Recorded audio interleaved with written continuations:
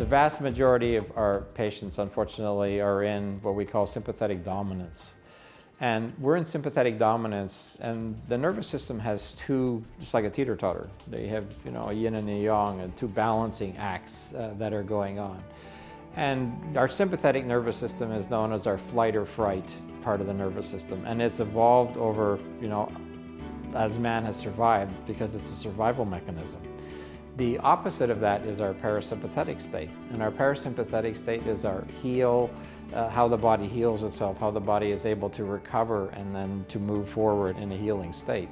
The ideal day is you spend 60% of your day in a sympathetic state and 40% of your day in the parasympathetic state.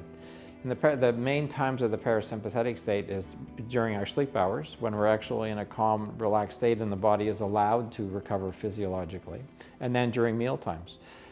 If we eat, as most people unfortunately do, eat under a sympathetic dominance, what you do is you decrease your body's ability to produce adequate levels of digestive juices. So people don't digest food well, so then they have many GI problems, they may have heartburn, or they don't feel well, they feel bloated and gas, etc.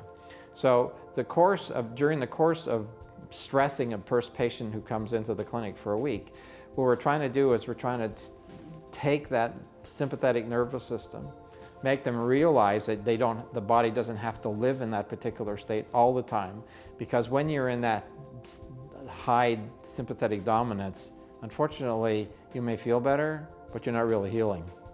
Looking at the nervous system and saying, how stressed or what is that person even in a position that their body can go ahead and can it heal, or can it relax, or can it sleep, or can it rejuvenate, or can it detox? And heart rate variability, it looks at the difference. And again, they're frequencies. It's like, what is your body saying? Is it irritated, or is it in survival mode, or is it in rest and digest mode? And all this goes back to basic biology and physiology again. And you have to get treatments to get the person into this rest, digest, relax mode. And if that system is in survival mode, you're not going to get things to happen like you think are going to happen, because that body is going to stay in survival mode. When we get sick, when you've had surgery, when you have any kind of a major trauma, what is the most common thing? It's when you're sick, you want to sleep. You're trying to get into the parasympathetic state because the body knows you can't run away.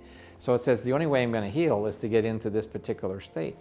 And so the treatments that are done over the course of a week or two, as a patient is here in the clinic, or whether they come just once a week, that type of thing.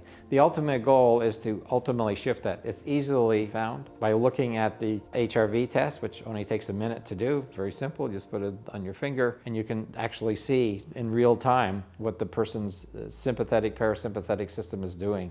And so the more we can get people then to learn how they can put themselves into parasympathetic state, the more rapid their healing will be allowed to happen, which obviously is in their best interest.